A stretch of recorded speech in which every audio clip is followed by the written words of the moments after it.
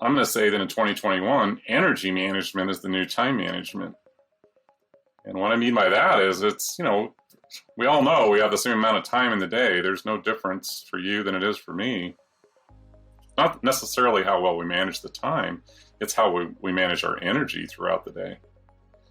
And I think people are more in touch with things that are energy depleting and things that are energy accelerating than maybe we have been in the past. So let's be proactive.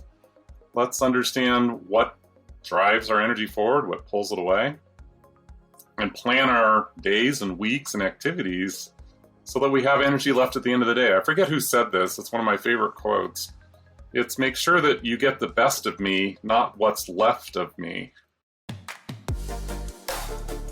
Welcome to Titans of Transition, featuring real-life stories, anecdotes, and inspiration about pivotal career moments from leaders who have been there. Hey, Bob, welcome to Titans of Transition, episode number 2 with you. Yeah, exactly. Pretty exciting, Joe. Good to see you. Yeah, it's been, well over a year since we actually recorded episode number 1 of Titans with you as my kickoff guest. But I didn't actually publish until I think it was July of 2020. So we were chatting back and forth on email, and some things were shifting around for you, some little change in emphasis, things of that nature. And we decided it might be a good idea to do a second episode. Also, you put out some great videos recently in the area of leadership that I think would be great to dig into and talk about. Obviously, the overarching emphasis for this podcast is transitions. Right. And I think, as we talked about before, sometimes people can have sort of a single point of view on what that means, just maybe shifting a job, but it's actually broader than that. So with that, why don't you tell us what has shifted in your thinking recently and prompted some of the movement towards these videos? Well, there's been plenty of transition over the course of the last year and a half, no question. We met in Broomfield, Colorado before the pandemic really hit, and people were still kind of going about their life in a normal, quote unquote, kind of way, and really weren't thinking about all the stuff that we had to deal with when it came to thinking slow about stuff and reimagining how we were going to go through work. And, the pandemic is easing. States are opening and people are getting back to more real life. I don't know about you, Joe, but I've actually been on a few plane trips and, done some fun things. My wife, Debbie, and I actually went to a movie and sat next to strangers in a theater without wearing masks. It was, anyway. But some things have kind of altered for people, me included, when it came to what does it mean to reemerge. And transitions for a lot of people. I don't want to go back to the office. Or if I go back to the office, there's going to be different rules associated with it. And, stuff I'm reading, you probably are too, about people are just quitting instead of going back to the same old life that they had. And the transition that we're going through right now is, I think it's incredibly healthy as a population, as a culture, to say, what do we really want now? And, go ahead. No, I was just going to say, it kind of brings back to mind the whole paradigm concept where when you have a major shift like this, which was brought on in this case by a pandemic, you have the go back to zero rule. So when everything gets disrupted like that, it puts you in a position as an individual and also as a company and leadership team to completely rethink the way you've been doing business before. So I think it kind of, and in my conversations with CIOs that I facilitate a private group of CIOs, and of course they were dealing with the pandemic big time, right, with technology, but also trying to support an agile workforce. And now as they look at coming back in a hybrid mode, and it's very dependent upon the senior leadership, the CEO, what they want to do. But employees have already moved. In many cases, away from the large city centers. They're not going to be willing to move back in many cases. And so it's putting a lot of change in place from an individual and a company standpoint. So I think that supports what you're saying. Yeah, most definitely. You're right. A lot of people have moved to smaller towns. Cost of living is lower. Choose to work remotely. So anyway, it's what do we want now? It's a real opportunity for us, as you say, go back to zero. It's a chance to say, what do we want at this point? So one of the big areas that I've been focusing on and my team has been focusing on is what healthy leadership looks like as we're moving into the future. The rules that we had before about walk around, talk to people, get out of your office, be present. Yeah, things like that are different today. So anyway, you're right. We put together these videos. We have a bunch of them. The website is teamtipton.com/videos. Try to make it easy for people to go. And there's a series there about being a healthier leader. There's also a series there about leading through crisis. Some of the things that we've learned over the last year and a half, and before that too. But here's one idea, Joe, that is a significant, I think, departure from the way things might have been in 2019 or before. We used to focus on time management.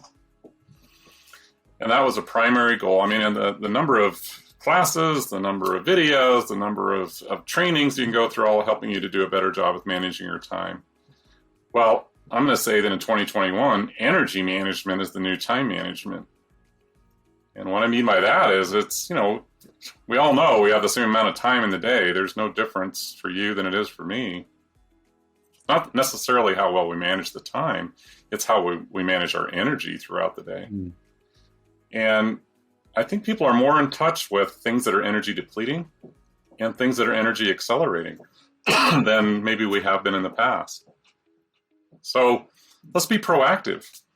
Let's understand what drives our energy forward, what pulls it away, and plan our days and weeks and activities so that we have energy left at the end of the day. I forget who said this. It's one of my favorite quotes. It's make sure that you get the best of me, not what's left of me. That's a great quote. We'll Yeah. have to figure out who that is and put it in the notes. Right. It isn't me. I wish I was smart enough to say something like that. But yeah, what is left of you at the end of the day?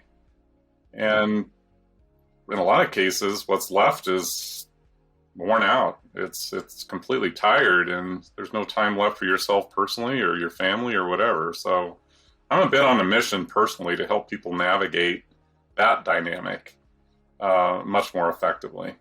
So yeah, there's multiple dimensions to that, right? I mean, I think when you're in the middle of the situation we've had the past year, you hear a lot about Zoom fatigue, but that's just the very top level kind of observation one can make, right? That they're in meetings and in Zoom constantly, online like this. But there's so much more to it. I mean, I imagine there's, what are the things you do that energize you versus the things that drag you down? I mean, as an example, what are your prime times of the day to work and structuring your work around that? What are the best times for you to spend with your loved ones, Mm-hmm. And sort of an antiquated idea, I'll say it's antiquated, was the whole idea of work-life balance. Well, how does that fit into that? I mean, I'd be interested in your thoughts in those areas, I guess, to start it off. Yeah, well, work-life balance is a myth. It's a little bit like a broken clock is right twice a day. It's another one of those things that isn't mine but belongs to somebody. Yeah, we kind of do this. We're up and down, and at that point when we pass one way or the other, maybe we have work-life balance. But it felt for a lot of people during the pandemic, it wasn't so much working from home, it was living at work. And the idea that boundaries are so hard to maintain and the pressure to be on and all of that, just work-life balance, no, not really. I like to look at it differently. In fact, I think about it as an intentionality, and it speaks back to the way we manage our energy. So think of it this way. We actually have a game that we have adapted or built. I'm not sure there's anything new under the sun, but it's this idea of the energy you have available for you is represented by a deck of cards. So you have 52 units of energy available for you throughout the day. In some cases, you can do energy accelerating things like take a walk or meditate or spend time with someone that you really enjoy. You know, for an introvert like me, it's being quiet. For an extrovert, it's being with people. But find there's ways that you can actually add some cards back to your deck. But let's just say you have 52 units to use during the day. How are you going to plan your day?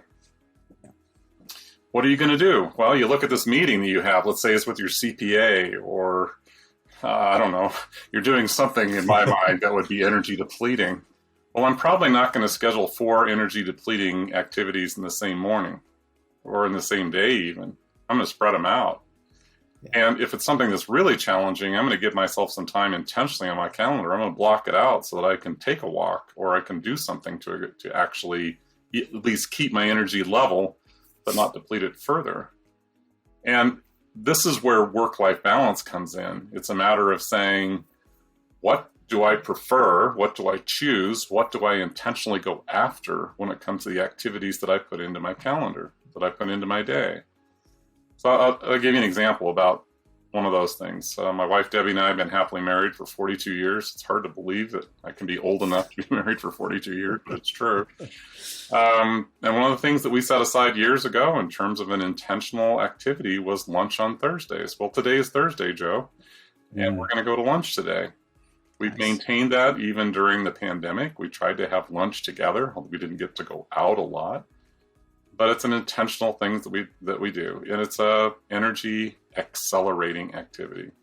So anyway, that's a quick idea about the card game and how that kind of gets a whole new spin on the idea of prioritization, right? I mean, I was just thinking as you were going through the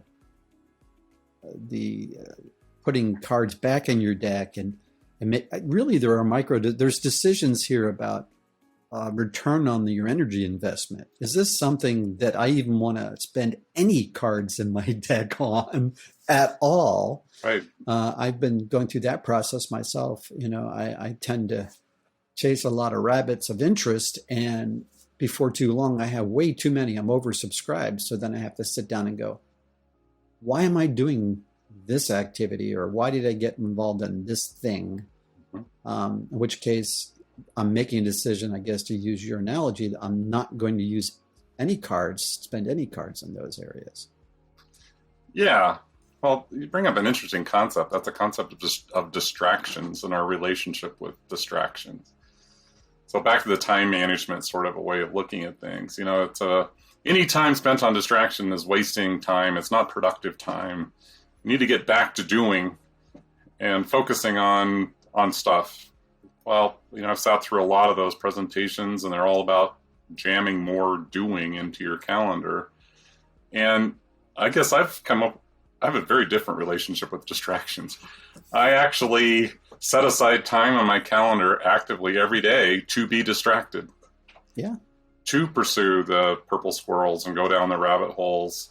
And I find it therapeutic. I find it really enjoyable because I'm a curious type of individual. I've got a very active mind, and rather than,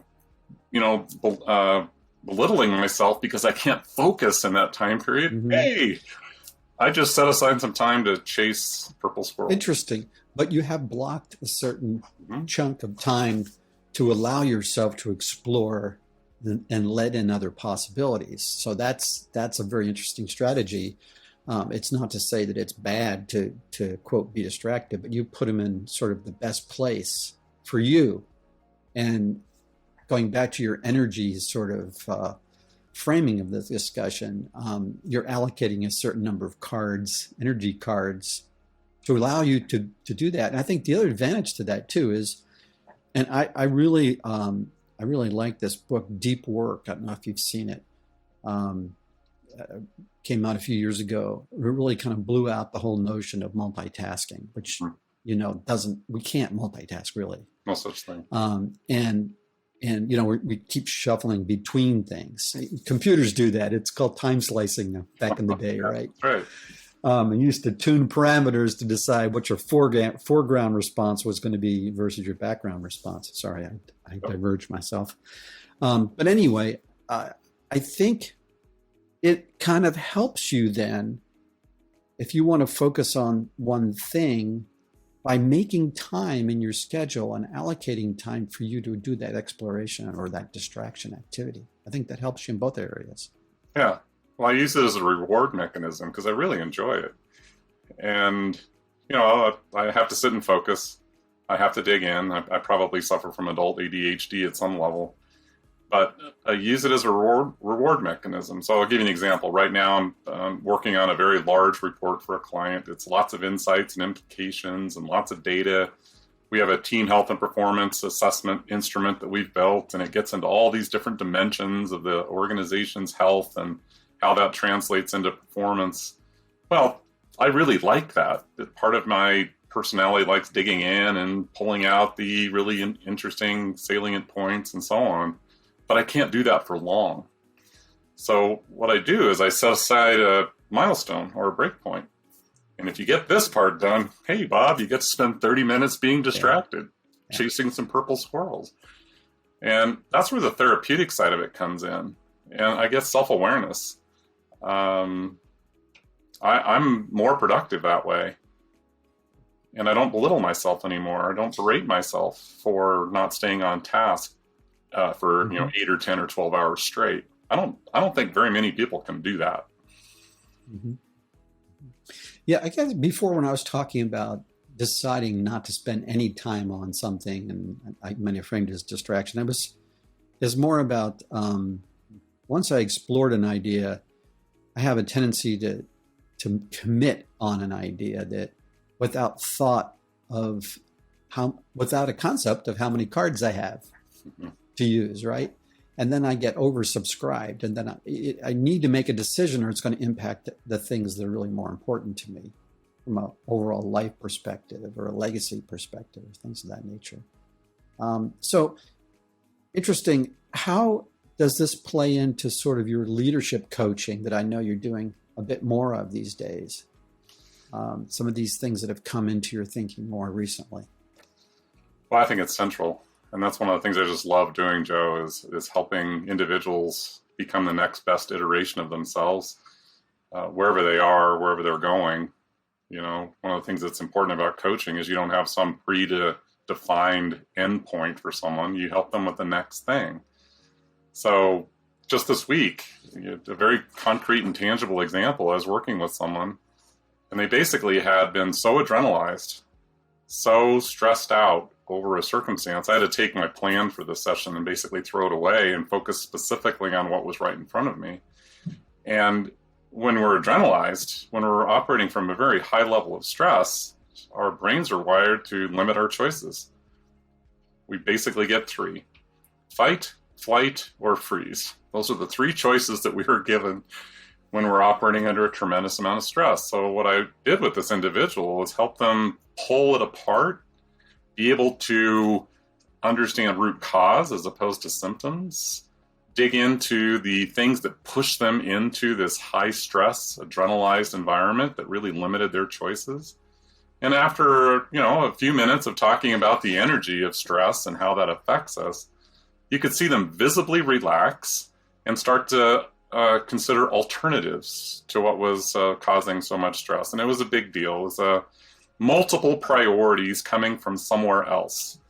The proverbial boss or bosses in this case giving you multiple number one priorities, and you don't have time to do them all. Which do you choose and why? Well, here's what it came down to with this individual. And this is a tough one for me too. I don't know if it is for you, Joe. This is really tough. The homework that I gave this person over the next month before we see each other is they have to ask for help once a day. Mm-hmm. They have to intentionally ask someone for help. Oh, my coach gave me that feedback a while ago. And after 30 days of doing it, my energy around asking for help was completely different. But the first few days were brutal. Yeah. Yeah. So yeah, there's a big lever there. Well, it's huge. It's huge. I don't know how long it took me. I think it takes most people some trips around the sun. You and I are becoming the proverbial old guys here, but some trips around the sun to realize that asking for help is a sign of strength, not a sign of weakness. It's practical. Yeah. You know, why get augured in? Why have circular self-talk? It's not practical. So it's a very concrete and recent example of how this shows up in the coaching work that I do, and also how we help organizations move forward. When your self-talk becomes circular and your options are fight, fight, or freeze, you're not going to be very productive, nor are you going to be very happy or healthy. So stand next to yourself, right? Stand over 2 or 3 feet and observe and say, what's happening with that person? How does that feel? And then when things go sideways, maybe ask someone for help. Yeah, I mean, that's there's another book title out called I think it's Soundtracks right now that's just hit. That I think it speaks to this idea. It's a different name for the tapes that you play over and over again in your mind. And I think for people, it's certainly true as I was a young manager, and then even continued to be a challenge through my career of not asking for help, because there was an innate sense that if you ask for help, as you said, it's a weakness. And you never want to expose the fact that you have some, Achilles heel in any area whatsoever. I mean, you may think there's practical reasons because you don't want anybody else shining a spotlight on them. But really, it's this tape that we play over and over again, that maybe it was based upon conditioning in our youth, maybe not. But it really does not serve us well at all, because if we want results for our organization or ourselves, you have to get help. You can't be an expert in everything. You can't do, even if you're expert in many areas, you don't have the time to cover all things. And, you're not an individual contributor as well, in many cases. The people you're coaching are senior leadership. And so it's interesting. Some of these things that seem fundamental are the very roadblocks that everyone has. And the sooner we admit them, I think the better we can move forward in a better iteration of ourselves, to put it in your language. Yeah. I think of my 3-year-old granddaughter who lives with us, and she's very much in the I can do it myself stage.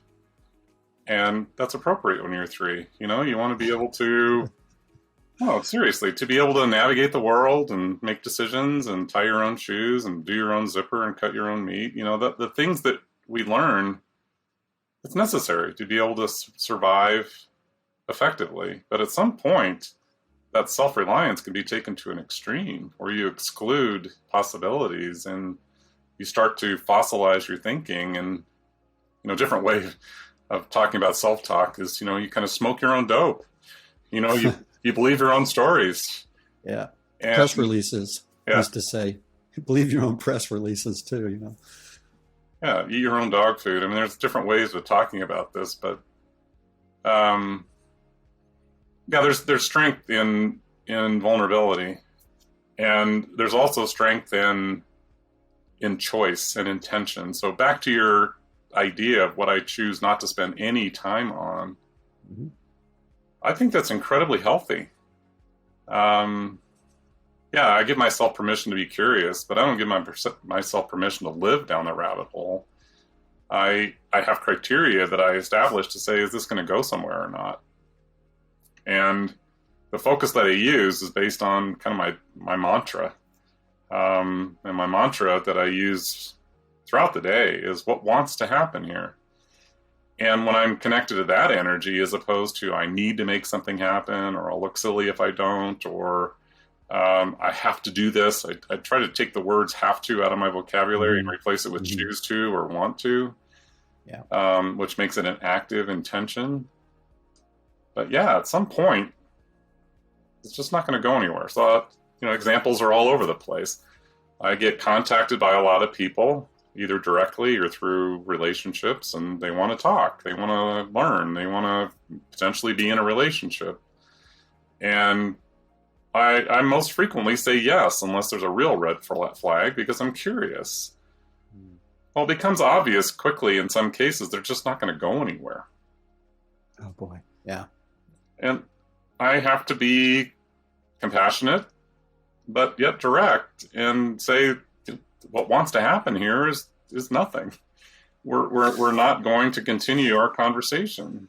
And it's happened to me a couple times in the last couple months. People are off put by it right at the beginning, but it happened to me quite recently where I had to say to someone, you don't really want anything to change here. Yeah, exactly. And it's very passive, and there's nothing I can do at this point in time to help you, but I'm very willing to help from a coaching standpoint. I'm very willing to help. Feel free to reach out to me when you're really ready to move forward. I mean, there's a lot of this that goes on just in our world today, Bob. I want to take a couple minutes to talk about that. But yeah, it's off-putting to them, but really you don't serve people by just keeping that conversation going on. But there's an interesting phenomenon that happens a lot. I've been tapping in, as I got podcasting going and doing this channel, I'm learning from different communities, and there's courses you can take, and I've been into several of them, people building their online business and whatnot. And there are like groupies in these things. Oh yeah. And I'm in one course right now. It's how to do a membership. And there are groupies that, in the middle of the community posting area, one of the instructors said, something about their Peloton. And they went out, several people went out and bought a Peloton. Wow. Now, Pelotons cost over $2,000, And I'm sitting here thinking, you just have a lot of, what are you here for? There's so many people who are just getting more and more information in. Mm-hmm. And they're really just doing, it's sort of a rationalization to not take any forward action, or, you know what I'm saying? And not make any changes. They're on the sidelines, and it's kind of disheartening sometimes to watch that, but that's kind of the way things are. Everybody wants tons of information. They got to read the latest book, or they're purveyors of a lot of knowledge, but they don't step into the world to bring their unique gift into the world to make a difference. So anyway, I'm off my soapbox now. Well, you kind of get to the essence of what great coaching is about, and that's helping people to really truly understand what the story that is uniquely theirs is. What does it include? What it doesn't include? And now I love the study of science and the study of energy, and for me it's all about a resonant frequency. It's about finding that spot where you are clearly connected to what's uniquely yours. And one of the challenges that we find is that people aren't very good at being able to discern what that is. And they spend so much time with extrinsic ways of valuing themselves, or they're not looking inside deeply enough or frequently enough. And it requires some form of crisis often for people to really do that. Some illness or loss of job or relationship failing or something. Unfortunately, it requires some suffering before the transformation actually occurs. But never let a good crisis go to waste, as the journalists like to say. Yeah. And that's what a lot of people have been going through, taking it back to what we started the conversation around. The last year and a half has been a rolling series. It's like a rolling series of crisis, like a rolling blackout or brownout for people. You start something, it didn't work very well. You tried something else, it didn't work very well. Things are really challenging. It's hard. Well, we got another place that we can look and try to understand. So everything's a teacher, to use another tried cliche. But what is the teacher trying to tell you? What's the message that's here? And, in coaching or working with organizations, I guess I have a couple of things that kind of shape that work. One is I can't want it more for you than you want it yourself. Yeah. All I can do is invite you. I'm not responsible for your happiness. And third, I can't do your suffering for you. I'm a very compassionate, empathetic person, and it is hard to watch people go through things that are challenging, but it's also a growth opportunity. It's one of those liminal, thin moments in life where you have the chance to hear something coming to you to say, here's what your unique story actually is. Here's the resonant frequency that you're supposed to be connected to. Mm-hmm. And man, when people get there, wow. Yeah, I mean, I think one of the first stages is the stage of awareness of where they are, to get a reference of where they are. And you're shaking your head because I think you've experienced this too when you engage with some new person who knows they need to be working on something, but they don't really know where they are. They don't have a clue. And so it's unpacking that, getting the sort of the light bulb to come on in terms of, I'm not make no presupposition I know where they are, but it's something that is inside of them that needs to be explored and teased out. And often, as I've said, it's these tapes that people play, these soundtracks that they're playing, and this passive voice that they're listening to, or other external voices that are installing fear into them constantly that you have to tease out. But until you do some of these things, you can't get any traction for them. Yeah. And so it's something that's quite interesting. And it's given me, since I've done coaching, it's given me kind of more, I think some sensitivity, maybe a different kind of sensitivity to what I hear out there in the greater, world in terms of, the press or whatever. A lot of things that are said, they're not helping. No. It's not helping. No, and we're very, very new into this whole idea of social media. And you talk about influencers and impression management and all the courses that are out there to say, drive up your influence. And some people, it's like professional golfers. Some professional golfers make a ton of money and some influencers make a ton of money. But in both cases, the pyramid gets really, really small. Oh, yeah.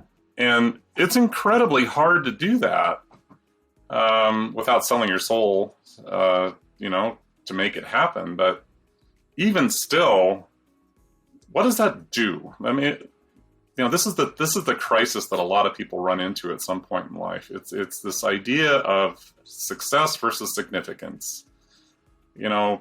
Stephen Covey, I think, said this, although somebody said it first. I don't know who it was, but you climb the ladder of success only to discover you leaned it against the wrong wall. Right? I had one of those myself about 20 years ago. All the boxes were checked, all the things, and it's like, well, this is very unsatisfying. I come home and I'm tired and my ego is boosted. Gosh, lots of egoic stroking. But the true essence of who I am and what I'm here to do was just lost. And finding a path to that, again, that energy resonance that is uniquely ours often takes something like that, where there's a very dissatisfying end result for something that you've devoted a significant amount of time and energy toward. Yeah, you really unpacked that a lot in episode number 1. I'm going to point up here and put a card up there for episode number 1. Did a great job of that. It's very true. Very true, Bob. Wow. And I think maybe we're a little bit more sensitive to it that, when we were younger, you think you're going to live forever. And now we're starting to think a little bit more, maybe a little more sensitivity towards legacy and sort of significance. And from that perspective, I think we start to focus in on those things a little bit more. Yeah. Well, it comes down, the word I use is intentionality, Joe, which is an active choice. It is it is a decision process that you go through where you choose among potentially great options, 1A and 1B, but where are your intentions set? So how you choose to live your life, and what messages do you want to have resonate with people, and so on, and becoming aware of, as you said, the awareness of where you are and what you're doing and how it's affecting things. So that's a lot where this video series comes in, is to help people be able to unpack some of that. And now, and I think, how many of those do you recall? How many you put out? Was it like 6 or? Yeah, I think I'm up to, there's 6 that are posted on the website, and I'm working on a number of them all the time. And they're short. They're like 2-3 minutes. They're something you can just watch and remember and move on. So, yeah. And where would they find them? Again, teamtipton.com/videos. Okay. Not terribly complicated and pretty easy to spell, I think. Yeah. Yeah. And I'll put a link in the show notes as well. And so you can, the intention is to keep putting these out for a bit anyway, at least. Yeah. It's as the spirit moves. And as I run across a circumstance that really helps people with something, or helped me with something. So they're easy to record. If you like the background I've got now, it looks very similar. It's very easy to do and fast to put out, but they're designed to be, tune-ups, check-ins. Watch them again when you find yourself in a circumstance. So another one that I recently put out there is dealing with overwhelm. And I came to discover there's actually a real word called whelm. I didn't realize that was a real word. I thought I was just underwhelmed or overwhelmed, and didn't know we could have the right amount of whelm, but it just means immersion or being in the middle of. And when we're overwhelmed, often what happens is we're hitting the rev limiter, to use a tachometer kind of a metaphor, or a processor metaphor. We've run to the maximum speed that we have in our processor. There's no more we can go. And that's where circular self-talk gets in, and we just start auguring our ways in. So it's a very simple thing. You don't have to watch the video. I'll tell you what the content is right here, right now. It's a simple saying that I have that helps me get refocused and become present and look at disrupting or having an interrupt come into my self-talk. Here it is. You ready? I say to myself, are you doing the best you can with what you have right in front of you right now? And if I can authentically say that I am, there's nothing more I can ask of myself. So stop the self-flagellation, stop the whataboutism, stop the impossible comparisons, stop the put your cape away. That's another way that I like to think about it. Put your cape away and be human. Admit that you're doing the best you can. Now, if I'm not doing the best I can and I'm just dialing it in, I have a different conversation with myself. But it's this idea of self-kindness, Joe. Give yourself a frickin' break. Life can be hard, and things that we do are difficult. And give yourself some love, some compassion to say, yeah, you're doing the best you can right now. Maybe that's not A+ work. Maybe that's B or B+ work. Perish the thought that you actually do B or B+ work once in your life. But we don't give ourselves a break. What we do instead is we've built this fictional fantasy person that is capable of doing anything. And we should make it look effortless too, Joe. If we follow the advertising and social media and the influences that are out there, we should make it look simple and easy. And sometimes it is really hard.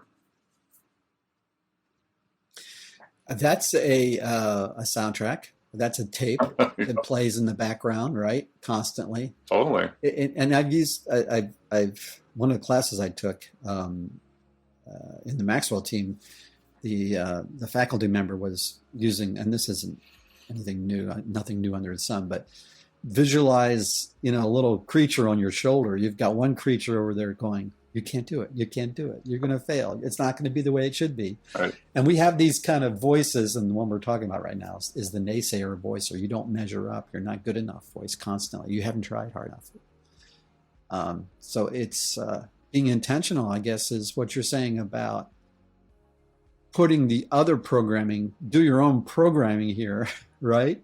Take charge of your thinking and your mindset here.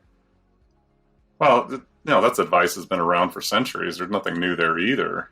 Right. But the process of giving yourself permission to do it, I think, is contextual and circumstantial. It's situational. And a lot of people have just put themselves into, I have to survive over the last year and a half. Do whatever it takes just to make it. And now we have the opportunity to say, we've made it. For everyone watching this, or listening to this, your track record at making through bad days is 100%. You've made it through all of them. You are here. Now what? And the now what question comes into intentionality. So what tapes do you want to play? One of my favorite examples of this, there's a book called My Stroke of Insight by Bolte Taylor. She suffered a massive stroke, and it basically shut down the left side of her brain. Well, the interesting thing about her is that she's, or was, I'm not sure what she's doing now, this is a while ago, but she was a brain anatomist working for Harvard University. She understood the brain extremely well. And she knew what was happening to her in the middle of what was occurring. Her training was telling her what was happening. But by the time it was over, she'd lost the left side of her brain. She couldn't think logically. She couldn't do formulas. She couldn't make her way through a calendar. And over the course of the next 7 years, she decided what she was going to put back into her operating system and into her programming. Intentionally, she decided what was going to go back and what she was not going to put back. That's an extreme example for sure. And by the way, she's got one of the most watched TED Talks ever. It's fantastic. But we have that choice every day. It's back to this card game. What tape do we want to run? And here's another one of the tools that we have too. It's another one of the short videos that's out there, is this idea of the 3 levels of awareness. The first level of awareness is you just did what you've always done. Dang. My self-talk was circular. I got myself caught in this trap. Well, at least you realized it after the fact. That's great. Second level of awareness is you're in the middle of doing what you always do. Oh, pops into your awareness. It's like, I can make a different choice right here, right now. Will I? Third level of awareness is you predict that you're likely to be in a circumstance where you're going to do what you've always done, and you decide to do something else. The old proverbial story of I walked down the street, fell in a hole, took me hours to get out. The next day, walked down the same street, fell in the same hole. You can choose to take a different street. Yeah.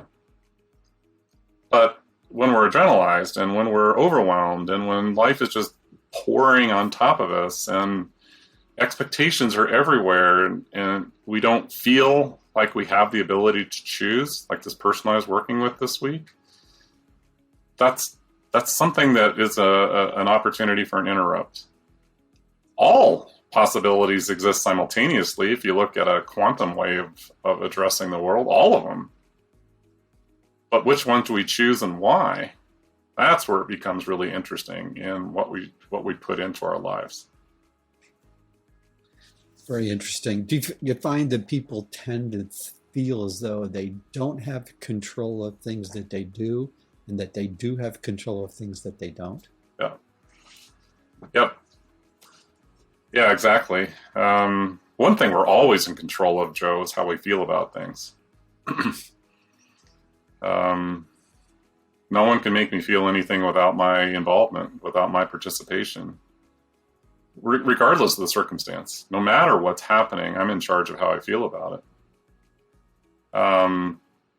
And that, frankly, is an incredibly powerful way to live.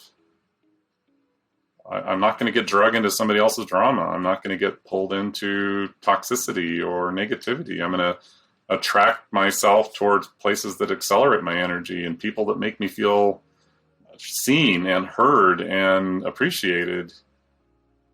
Again, that's all back to that awareness. And unfortunately, I don't know that enough people give themselves permission to really dig into how they feel about things. And what do you think is some of the barriers that you've noticed into them discovering that they can and actually practicing giving themselves permission, right? Because these concepts are talked about a fair amount out there. Oh, yeah. Well, but how does a person move into a place where they're really being intentional, making better choices? Well, it's talked about one of the barriers. The biggest barrier is fear. And it's fear of a variety of things, but often it's fear of success. It's fear of of actually being happy and joyful and fulfilled. You know, people talk about that a lot, but when it comes to what are you willing to do in order to get there? No, I'd really rather hold on to my limiting beliefs. I'd rather be part of something that I understand and have experienced for much of my life. It's scary to be able to break out of that and actually choose intentionally. You know, I don't know if you watch America's Got Talent. A lot of people do, a lot of people don't. But just this past week, there was a singer on America's Got Talent, and she was told that she has a 2% chance to live. She's dealing with cancer. She came out and told her story. I mean, she's an amazing singer and songwriter besides that, but she said to the camera, 2%'s not 0%.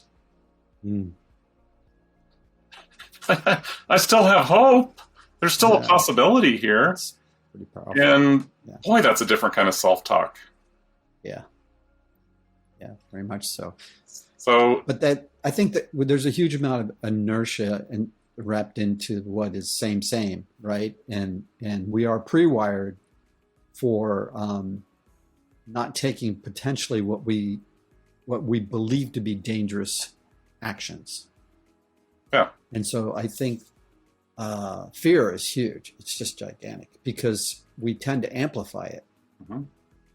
Well, we echo chamber it too. Sure, Joe. Well, it's like resonant frequency. You can have a compounding additive effect. The more you echo chamber it, it gets louder and louder. That's right. Yeah. And the more fluency it gains, and what I mean by that is the easier it is to agree with it and continue to stay inside of it. Taken to an extreme, it's like being in a cult.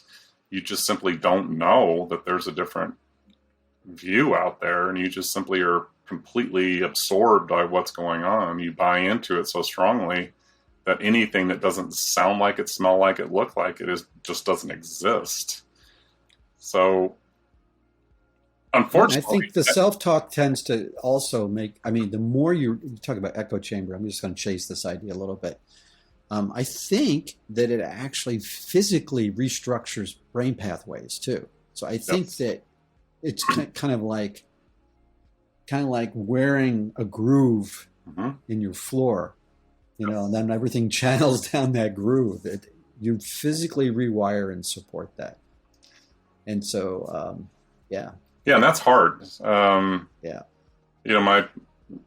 an amateur when it comes to brain science, but I'm fascinated by it. Too. And one of the things that I've learned, I think, over the years, that our brains are designed to conserve energy.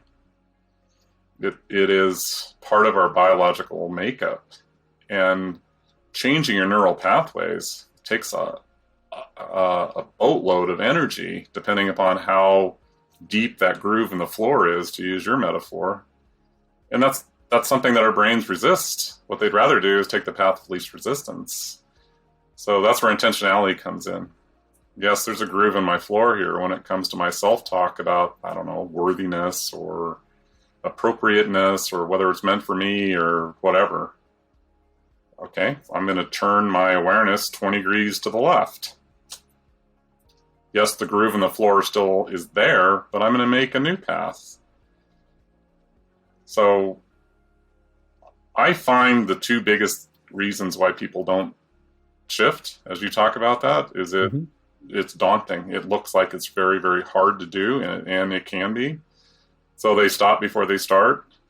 Or the other is they're just simply afraid of the unknown, and they're unwilling to pack the bags and plan the trip because of that. Yeah. So this is powerful, and I'm just thinking, if we step back and think about messages to leaders, you've been giving videos out there for people to consume and to learn from, and sort of get their thinking changed to help them, but also leaders have a responsibility for the people they lead, right? And some of the conversations I've had with these CIOs and others recently who lead others is, how do you engage them in a way that you never had to before? I mean, you could argue that a good leader would always be mindful of the energy demands of placing on people, or always be mindful of the individual and have care for the people who they lead. But going through this period in the last year or so with this pandemic and everything going back to zero and everything changing and people grappling with challenges that they haven't had to grapple with before. And I have said it in some of the meetings I've had that I don't think many leaders are equipped for how to lead in this kind of environment. Right. And not to be to overgeneralize, but it is a lot easier when everyone's in the same office, because you tend to be reminded, oh, there goes Fred.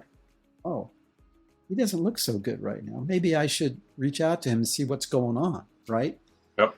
You have to, as a leader, you think about the challenges you're having, but also then say, okay, what about the folks that are in my community here that I'm responsible for? So I'm wondering what thoughts you might have about that, for leaders in particular, managers or leaders, formal or informal, right? Doesn't have to be in a company, doesn't have to be anything like that. It's just, you've got people you care for. So right.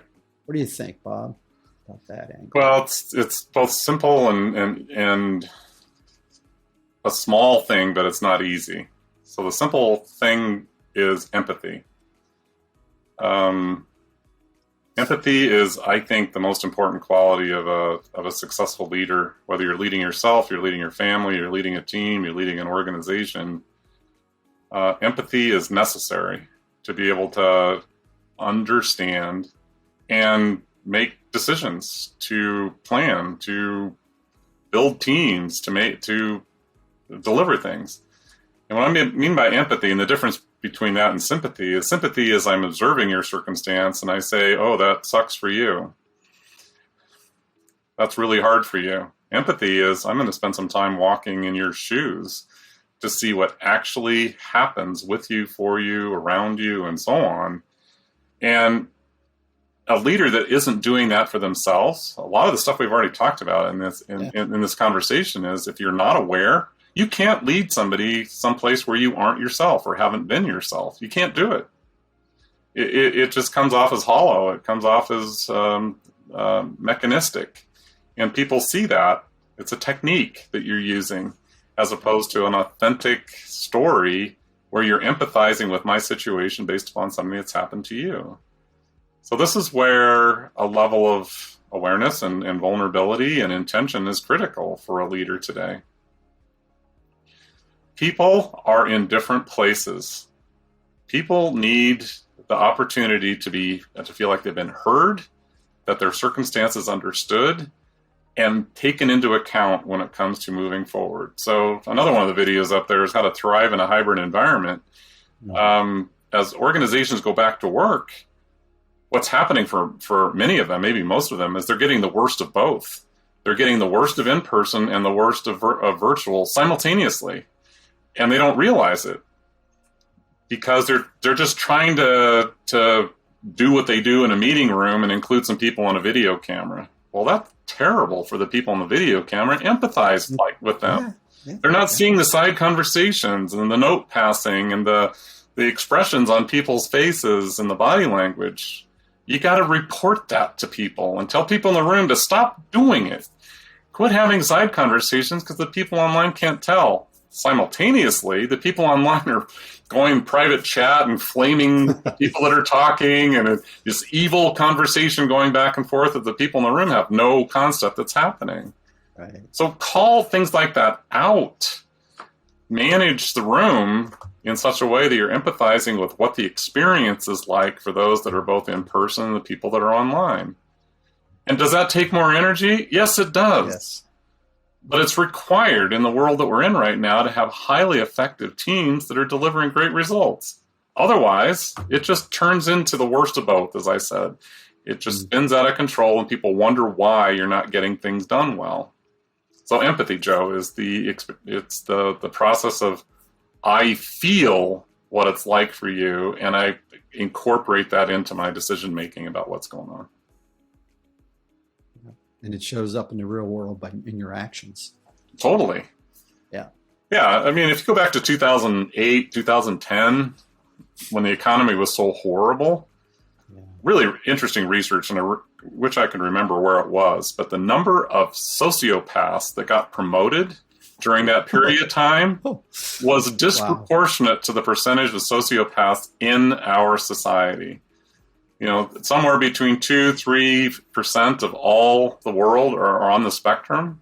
The number that were leaders back then, because they had to put ice water in their veins and they had to do the up in the air thing like George Clooney, the movie, and they just had to make these hard decisions.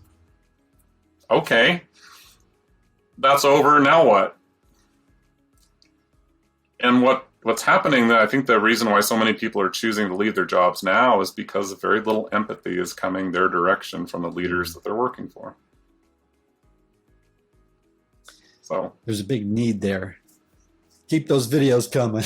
Well, I'm working on, I've got ideas for like 3 more through our conversation here. So well, this has been a great conversation. I'm wondering if there's some closing thoughts. I don't want to cut you off, but I'm just wondering if there's some key things that come to mind that you want to say for those listening in. To consider. I guess in a way to kind of close out the conversation, I'll go back to the energy management as the new time management and put an emphasis on that. We only have so much energy to devote to things throughout the day, and being as aware as possible about the things that accelerate your energy and the things that deplete your energy. We have things we have to do that we don't enjoy. That's just part of life on planet Earth. Well, make sure that you have the energy necessary to be able to make that happen. If you were to take one thing away from this conversation, be intentional about how you spend your time by being aware of what it does to your energy, and make decisions about that. Your life is going to change. I promise you, and you'll find yourself surprised at the end of the day how much you have left, and your ability to feel successful navigating your way through each day is profoundly different for people. So that's my hope. Is that take your day really like a 52 card deck. It's really very fundamental of all these different shifts and changes and intentional actions, changing all those things take energy. So we need to have a pool of resource that we can use in an intentional way. Yep. So yeah, I think that really does incorporate everything we've talked about. Yeah, take it back to quantum physics for a moment. The theory of string theory. Can you do the Schrodinger wave equation for me? I do remember working that problem. Yeah, let's not talk about the actual equation. Let's just get to the idea that at the fundamental level, everything in the universe is simply energy. Everything. So if we're on top of that and intentionally managing it, gosh, it changes everything in our universe. So, awesome. Joe, it's always great to be with you. I'm so glad we've had. I love these conversations, Bob. It's great. So for you guys listening in or watching the video, I will put some of these nuggets, these references in the show notes. And again, you can look up those videos and check them out. They're not a big investment in time. I think you'll be glad you invested your energy into watching these key messages from Bob. And as he brings forth insights from decades of leadership experience and personal introspection to keep showing up every day a better version of himself, a guy I truly appreciate. Bob, thank you so much for coming back on Titans of Transition. Hey, thanks for joining me today on Titans of Transition. I hope you enjoyed the episode. Please check the show notes for additional information. Also, please like and subscribe to this channel.